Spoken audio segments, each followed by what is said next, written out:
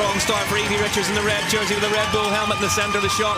Maxwell, look at the speed of Yolanda Neff on the right-hand side. No, Neff coming up really, really strong on the right-hand side. But going bar to bar with Richards in this first left-hander, Ollie. Nightmare start for Keller, though, drifting way back at the start. It was Connor who didn't quite get in. Did Keller out the back as well, so the world champion got work to do. Yolanda Neff leads them. Yolanda Neff leads in Lake Placid. You see those pinch points already, but the speed, super dry, but it's getting loose and dusty as well. Yeah, we had a lot of rain here earlier on in the week last year, but this year, this has just been baked all week long as they head into the rocks section for the first time, and it's Yolanda Neff ahead of Evie Richards currently. Yeah, and it's technical and it's long in this section. There is chance for a technical rider like Neff just to pull the race apart a little bit, but it really does narrow the line. You see now the gap's just starting to be on Martina Berta as well, moving up well. Berta looking really strong for Origine as well, but Rissveds dictating the pace at the front of this one. Really, really ominous stuff from Jenny Rissveds. Jenny Rissveds, winner of the World Championship and the last two short track races, and so in the best form of her life. There's Maxwell. Maxwell currently in 30th position.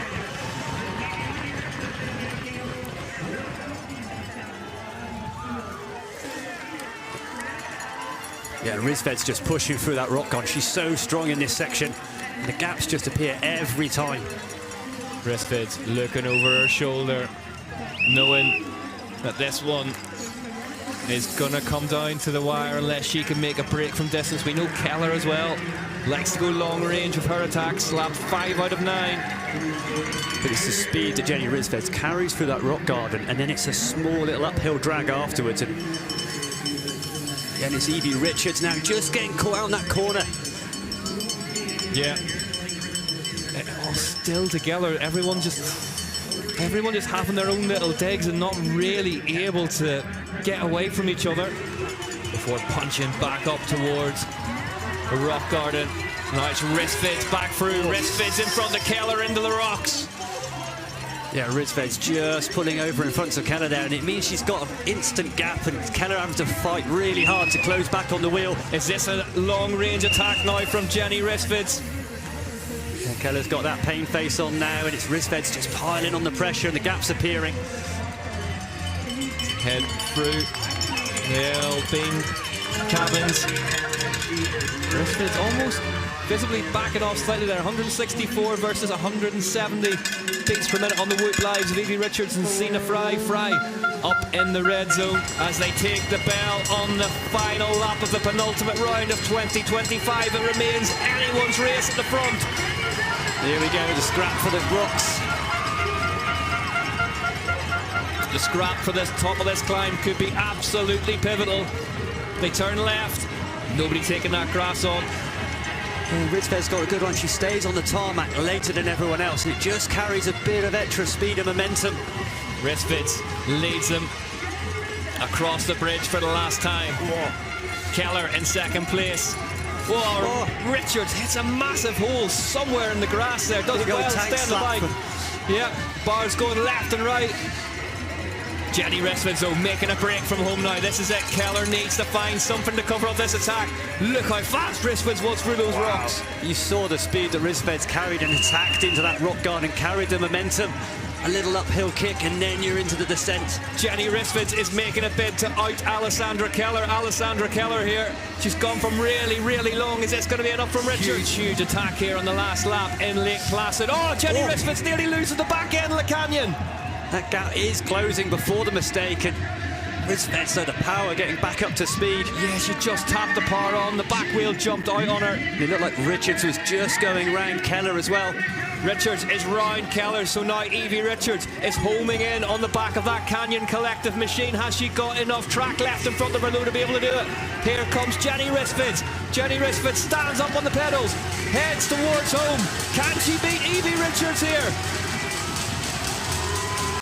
Jenny Rissveds looks over her shoulder, sees that it's all but a done deal. Jenny Rissveds wins again in 2025. Evie Richards, second place. Alessandra Keller. I think that means that Richards takes the overall title.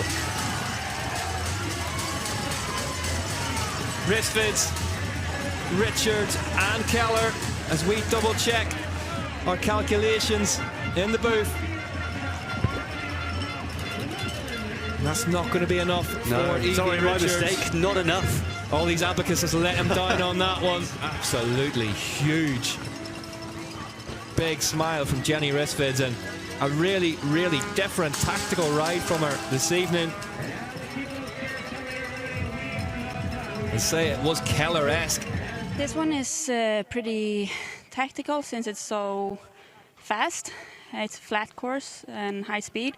So yeah, I tried to be smart, and I didn't just ride with force, also with my head. And that's something I've been learning this year. Actually, I'm trying to think more and analyze. Even when I'm not succeeding, I'm trying to analyze what I did wrong and trying to get answers on all the questions to improve and get better.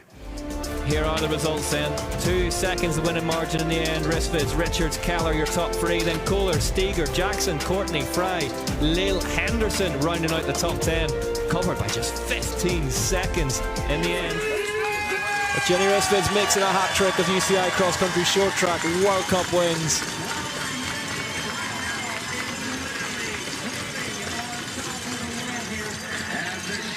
As I mentioned before the race, almost every single event she has taken part of since July.